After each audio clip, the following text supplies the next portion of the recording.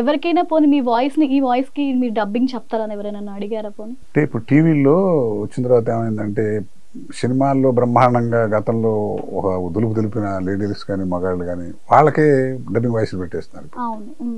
అంటే ప్రేక్షకుడు పెద్దగా రిసీవ్ ఎవరైతే ఏంటి అనేటట్టు ధోరణి వచ్చేసింది. కాబట్టి ఏంటంటే అది నాకు నేనేంటంటే చెప్పనిచ్చేవాడిని కదా. టైం ఉంటే ఎప్పుడన్నా నేను ఏదైనా ఊళ్ళో లేకపోతే అర్జెంట్గా టెలికాస్ట్ అట్ట వస్తే ఎక్కడన్నా, అది కూడా తక్కువ అట్ట తప్ప అసలు నేను డబ్బింగ్ చెప్పకుండా లేదు. అంటే మనం కష్టపడి చేస్తున్నాం, మన వాయిస్ మనం చెప్పుకుంటే బాగుంటుందని తాపత్రయం. మీరు విలన్గా చాలా సీరియల్స్ చేశారు, చాలా సినిమాలు చేశారు. మీకు ఈ క్యారెక్టర్ నేను చెయ్యాలి అని ఎప్పుడైనా ఏదైనా అనుకున్న రోల్స్ ఏమైనా ఉన్నాయా? జనరల్గా ఆర్టిస్ట్ అనేవాడికి ఇప్పుడు అమితాబ్ బచ్చన్ గారు లాంటి వాడికి ఇంకొక వేషం చేయాలంటుంది. ఇప్పుడు మనం చేసేవరకు ఆ వేషం వస్తే చేసిన తర్వాత ఇంతే నాకు ఇంతకన్నా మంచిది అనేది ఇంకా బ్రహ్మాండమైన వేషం వేసి అసలు ఎరగొట్టేద్దామని ఆలోచన ప్రతివాడికి ఉంటుంది. లేకపోతే రొటీన్ ఉందనుకో, జూనియర్ ఆర్టిస్ట్లో సేపు ఇప్పుడు అట్ట ఉండకూడదు అని భావం. ఇప్పుడు మాకేమైందంటే మొదటి నుంచి విలన్ వేషాలకు అలవాటు చేశారు.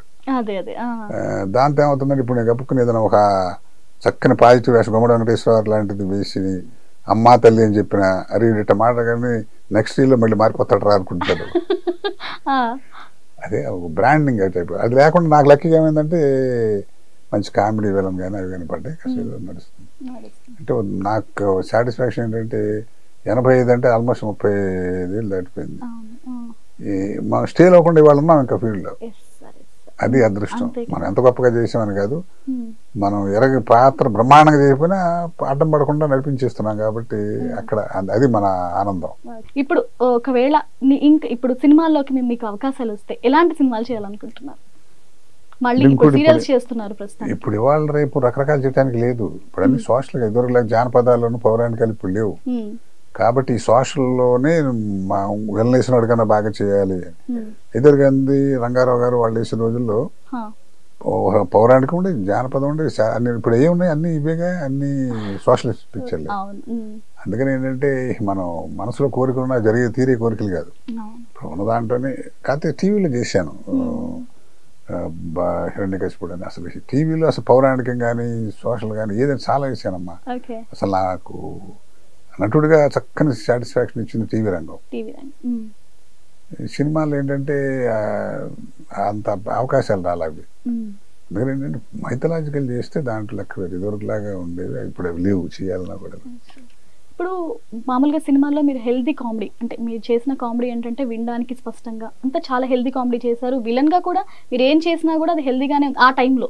ఇప్పుడు చూస్తుంటే ప్రతిదీ కామెడీ షోలు అయినా, వచ్చే కామెడీ షోలు అయినా, లేదంటే సినిమాలో చేసే కామెడీ అయినా అంత మీరు చేసినంత ఇదిగా రావట్లేదు. అంటే మీ టైంలో చేసినట్లు ఇప్పుడు లైక్ బ్రహ్మానందం గారు ఉండొచ్చు, లేకపోతే మన పాతది గొప్పది కొత్తది చెత్త అనే భావం ఉండకూడదు. ఏంటంటే మార్పు వస్తుంది. ఇప్పుడు ఇదివరకులాగానే వీళ్ళ అప్పడాలు ఒడియాల కథలు ఎవరు చూసేవాడు లేడు. మనం ప్రేక్షకులు ఇదివరకు ఏంటంటే వాళ్ళ టీవీ ఇన్ఫర్మేషన్ ఇచ్చేది, టీవీ సినిమా చూస్తేనే ప్రపంచం ఉంటుందని తెలిసేది. ఇవాళ టీవీలోని సినిమాలు అక్కర్లేదు వాళ్ళకి, వాళ్ళ బోళ్ళంతంతా చేతిలోని ప్రపంచాన్ని మొత్తం ఏం తెలిసిపోతుంది. కాబట్టి ఏంటంటే ఏం చేయలేము, అది మార్పు అంతే. ఆ మార్పు అంటే ఇప్పుడు కొత్తగా అంటే ఇప్పుడు మీరు అందులో ఇప్పుడు మీకు కొత్త అవకాశాలు వచ్చి అలాంటి కామెడీలు మీరు చేయాలంటే మీరు వాటిని నేను నా తరహాలోనే చేస్తాను అని ఏమన్నా అంటే అంత ఛాన్స్ మాకు ఎవరు. కాకపోతే మనం ఏంటంటే ఆలోచించేది సర్వత్రా అందరూ చెప్పినది అసలు వల్గారిటీ ఎక్కువైంది అనే పాయింట్ నడుస్తుంది. అదేగా మీరు అడగదలుచుకుంది.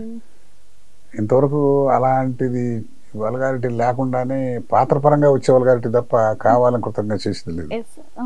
ఎవరన్నా కాస్త నా స్థాయికి ఏంటంటే కప్పుడు వద్దులే బ్రదరా అట్ట వద్దులే అంటే కొద్దిగా అవాయిడ్ చేస్తున్నాం.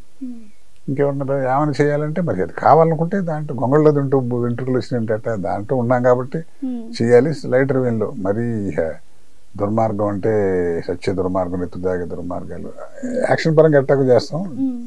డైలాగ్ వల్గారిటీ ఎక్కువ ఉండకూడదు. అది అవాయిడ్ చేసి సాధ్యం తప్పుకుంటూనే వచ్చాను నేను. అదృష్టవశాత్తు పొద్దులేండి ఆయన వదిలేసేయండి అని. అందుకే సార్ మీకు అంత మంచి పేరు అంటే గుర్తింపు అనేది మనం చేసే క్యారెక్టర్స్ వల్ల కూడా. అలా కాదమ్మా, ఇప్పుడు నేనేది ఇప్పుడు ప్రపంచం అంతా అట్ట పోతుంటే నేను అచ్చమైన సంస్కృతం మాట్లాడతానంటే ఎవరుంటాడు? అంతే కదా. కాబట్టి దాంతో ఇప్పుడు ఏది నడుస్తుందో అది దాని వెంట మనం వెళ్ళాలి. అది కొద్దిగా ఇష్టం లేకపోయింటే లేదా ఆ మాట ఏమని చెప్పి సర్దుకున్నట్టు ఉండాలి. కానీ డైరెక్ట్గా ఇప్పుడు దాంట్లో ఉంటున్న ఫీల్డ్లో ఉన్నాను కాబట్టి ఇంకా చెప్పలేను నేను డీటెయిల్గా. రకరకాలుగా జరుగుతుంది, దాన్ని ఎవరు ఏం చేయలేము. మనకు కావాలనుకుంటే ఏమైనా సరే తెలుసుకోవాలంటే అట్లా దానికి వెళ్ళాల్సిందే, మార్గం లేదు. ఇప్పుడు శ్రీనాథ కవి సార్వభౌమ ఆ సినిమాలో మీరు ఎన్టీఆర్ గారు చేశానన్నారు. అసలు ఆ టైంలో ఎన్టీఆర్ గారిని చూసినప్పుడు ఆయన నటనలో మీరు చూస్తున్నప్పుడు అబ్బా ఇది ఎంత బాగా చేశారు అన్న సందర్భం ఏదైనా ఉందా? చూసి మనం నేర్చుకోవాలి అన్న సందర్భం. అయ్యో డిసిప్లిన్ అండి. 7:30 అంటే 7:30 అట్లా విత్ మేకప్ ఉంటాం. ఒక డైలాగ్, చిన్న డైలాగ్, నీ పేరేంటి,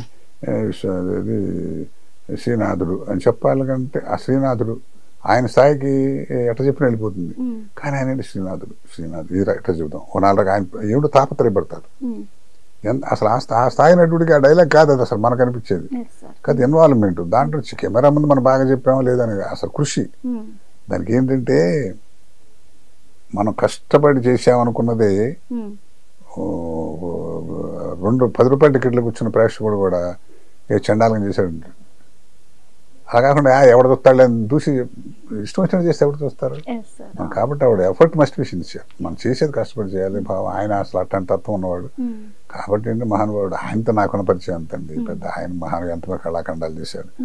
లేకపోతే ఊరికే వస్తుందే అంతంత పేరుగా అనేది ఇన్వాల్వ్మెంట్. దాంతో విషయం ఇంకెంత మనం ఎక్కడున్నా ఆయన చూస్తుంటే అసలు మనం ఎక్కడ వెనకబడి ఉన్నాం ఏంటి. మన అనుభూతి ఏంటంటే ఆయనతో డైలాగులు, ఆయన పడిపోతే మనం మోసుకొచ్చి కూర్చోబెట్టడం, ఇవన్నీ ఆయనతో ఆయన స్పర్శ, ఆయన మాట, ఆయనతో కాస్త చూస్తాను. నాగేశ్వరరావు కానీ ఆయన కానీ చక్కగా స్వతహాలో నాగేశ్వరరావు చేసేటప్పుడు ఆయన కాంబినేషన్ చేసేటప్పుడు కూడా ఒక విధంగా పెద్ద ఆర్టిస్టులు కదా వాళ్ళ కాంబినేషన్ భయపడుతుంటే ఆయన ఈ శంకరరావు ప్రతి సీన్కి ఒక హీరో ఉంటాడు. ఈ సీన్ నీది కాబట్టి కష్టపడి చెయ్యి, ఇంకా పక్క ఎదుర్కొన్నది నాగేశ్వరరావు రామారావు అని ఆలోచించద్దు. అలా వాళ్ళు గుమ్మడి గారు ఒకరు వాళ్ళ మహానుభావులు నానా బాధలు పడి వచ్చిన వాళ్ళు. ఇప్పుడు చెప్పలేనంటే ఇటు తిప్పి తలకాయ తిప్పి చెప్పేసి అంటున్నారు. అప్పుడు అట్లా కాదే, ఎంతంత ఉండేది అంత పరిస్థితి. అది వాళ్ళతో అది నేర్చుకున్నది. అది వాళ్ళ దగ్గర ఏంటంటే డిసిప్లిన్. ముందు 7:30 అంటే 10ంటికి రావటం, 10ంటికి 11 అట్టా ఉండదు కష్టపడి.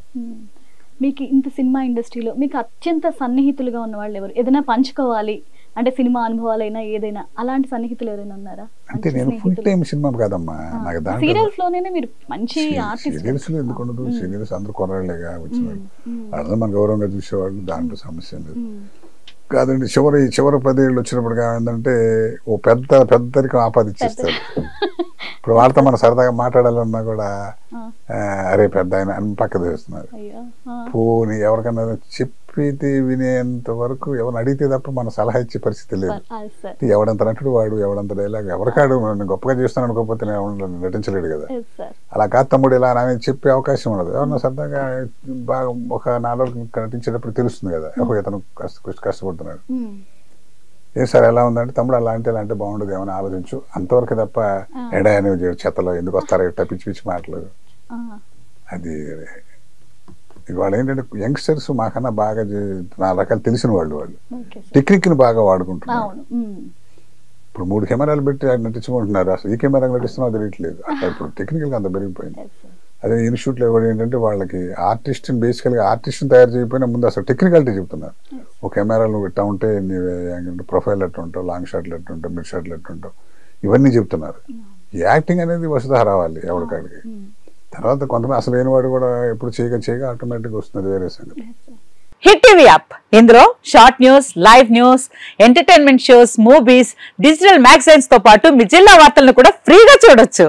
ఇంకెందుకు ఆలస్యం, వెంటనే హిట్ టీవీ యాప్ ని డౌన్లోడ్ చేసుకుని ఫ్రీగా ఎంటర్టైన్మెంట్ పొందండి. Hit TV app. Hit TV app. Please download hit TV app. Hit TV app ని ఫ్రీగా డౌన్లోడ్ చేసుకుని ఎంజాయ్ చేయండి. మీకు నచ్చిన ఎంటర్టైన్మెంట్ కోసం హిట్ టీవీ యాప్ ని ఫ్రీగా డౌన్లోడ్ చేసుకుని ఎంజాయ్ చేయండి. హిట్ టీవీ యాప్ ని డౌన్లోడ్ చేసుకుని ఆస్వాదించండి, ఆశీర్వదించండి. ఇంతమంది సెలబ్రిటీలు హిట్ టీవీ యాప్ ని డౌన్లోడ్ చేసుకోండి అని చెప్తున్నారంటే ఎంత మంచి యాప్ ఆలోచించండి. అమెరికా అమెరికా అమెరికా అమెరికాలో చదవాలనుకునే వాళ్ళకి విశ్వసనీయమైన పేరు మన శౌర్య కన్సల్టెన్సీ. UK లో 1 year masters, UK లో 1 year masters, 2 years work permit up to 5 years visa. Contact Saurya Consultancy. Contact 89851 89851.